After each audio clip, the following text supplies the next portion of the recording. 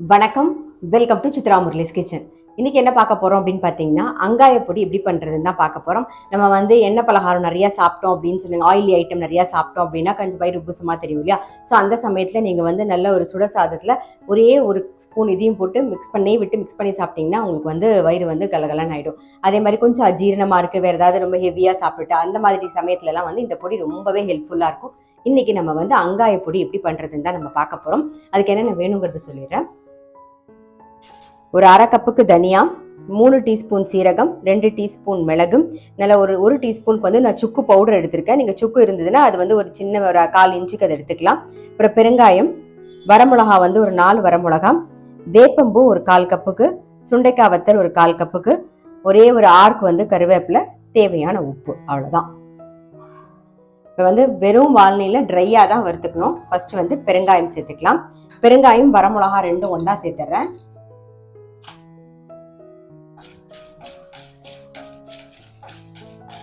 இப்போ இதை ஒரு பிளேட்டில் மாற்றிடுவோம்.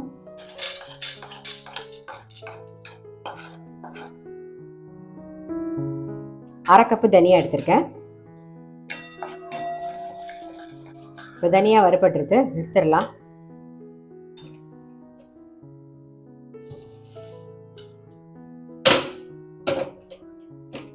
மிளகு ஒரு 2 டீஸ்பூன்.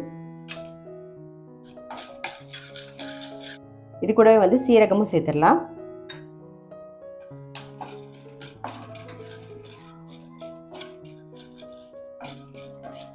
மிளகு ஒரு 3/4 வாசி வறுபட்டதுக்கு அப்புறமா நீங்க சீரகம் சேருங்க. அந்த சூட்லயே சீரகம் பரபரன்னு பாருங்க, நல்லா பொரிய ஆரம்பிச்சிடும் பாருங்க. கேக்கும் சத்தம் கேட்கும் நமக்கு. மிளகு சீரகம் வறுபட்டுறது எடுத்துடலாம்.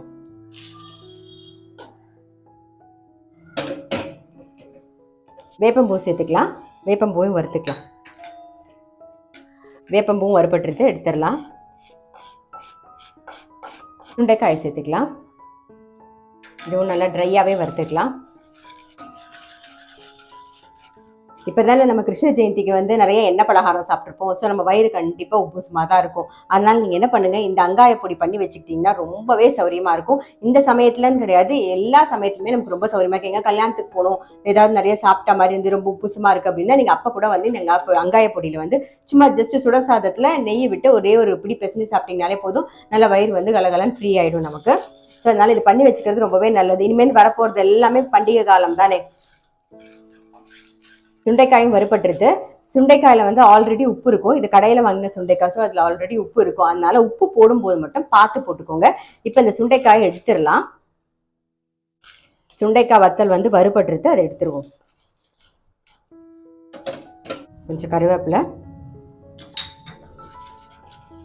ஆஃப் பண்ணிடுறேன். இந்த சூடே போதும். இது கூடவே உப்பையும் சேர்த்துருங்க.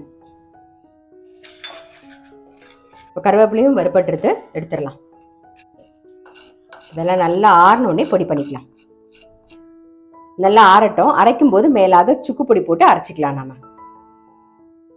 இப்போ வறுத்ததெல்லாம் மிக்சி ஜாரில் மாற்றிடலாம். அது கூடவே சுக்கு பொடியும் சேர்த்துருவோம். இதை அரைச்சி எடுத்துட்டு வந்துடும் பாருங்க. வறுத்ததெல்லாம் நல்லா பவுடர் பண்ணியாச்சு. இதை ஒரு பவுலில் மாற்றிடுவோம்.